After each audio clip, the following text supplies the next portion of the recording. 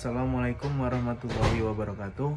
Eh, Sebelumnya yang terhormat dosen agama dan etika yaitu Pak Dr. Jasman Syah MPD. Izin memperkenalkan diri Pak. Perkenalkan, nama saya Peter Ihsan Pavian dari kelas manajemen 23I.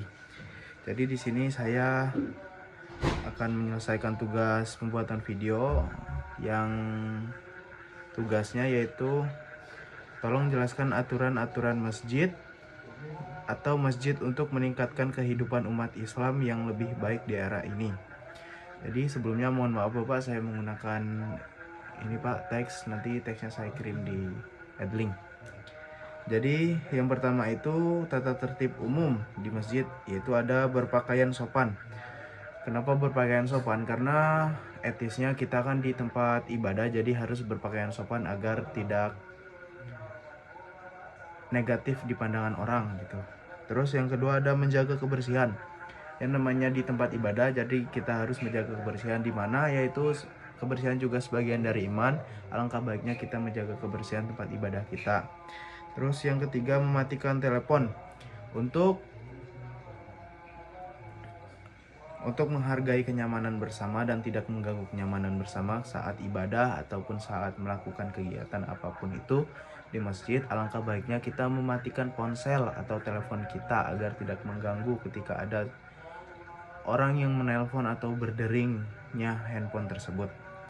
Jadi terus selanjutnya ada tidak berisik.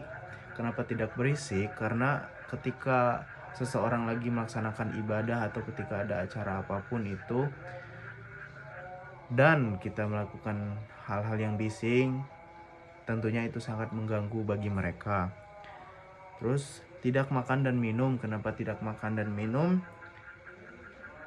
Bukannya tidak boleh makan dan minum, alangkah baiknya kita makan dan minum itu di luar, jangan di dalam atau di sekitar masjid, karena dapat mengakibatkan misalnya ketika makanan dan minuman itu tumpah jadi kotor.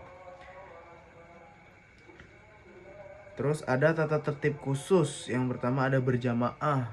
Kenapa berjamaah di masjid? Itu ketika kita sholat di masjid, alangkah baiknya kita berjamaah karena pahalanya lebih besar.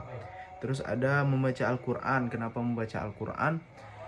Alangkah baiknya kita ketika di masjid atau menunggu waktu luang sholat atau lagi setelah sholat atau istirahat, alangkah baiknya kita meluangkan waktu tersebut untuk membaca Al-Quran. Terus ada saling mengingatkan. Kenapa saling mengingatkan di sini? Yaitu misalnya teman kita atau kerabat kita yang lupa akan waktu sholatnya, alangkah baiknya kita saling mengingatkan hal kebaikan. Selanjutnya ada manfaat menerapkan tata tertib di masjid, apalagi di era sekarang ya. Yang pertama meningkatkan kualitas ibadah. Jadi kita menerapkan tata tertib di masjid itu dapat meningkatkan kualitas ibadah kita. Jadi kita beribadah bisa dengan nyaman tanpa ada gangguan apapun. Terus yang kedua menumbuhkan rasa persaudaraan.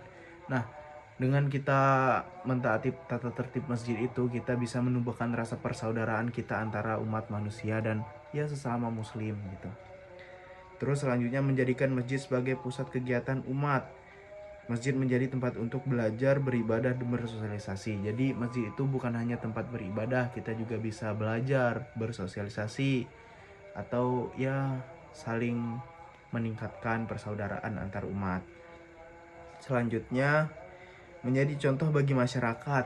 Jadi misalnya masjid tersebut bagus atau bersih, banyak umatnya yang melakukan ibadah di sana, toh kita menjadi contoh bagi masyarakat yang lalu lalang di sana ataupun masyarakat yang tinggal di sekitar masjid di sana, jadi bisa menjadikan contoh. Mungkin itu saja yang bisa saya sampaikan. Terima kasih. Maaf bila ada salah maupun kata yang tidak mengenakan. Wassalamualaikum warahmatullahi wabarakatuh.